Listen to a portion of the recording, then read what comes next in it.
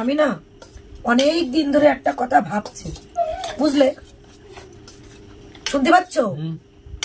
আমি অনেকদিন ধরে একটা কথা ভাবছি কি কমপ্লিট আর ফিনিশের মধ্যে পার্থক্যটা কি? কমপ্লিট আর ফিনিশ?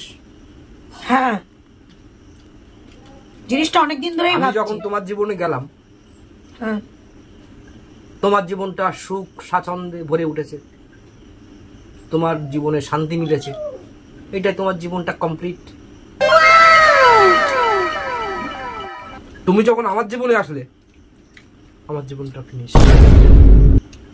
কি বললি? কি বললি? আরেকবার বল। হ্যাঁ, আরেকবার বল। যাও, ওঠ, তোর ভাত খেতে হবে না।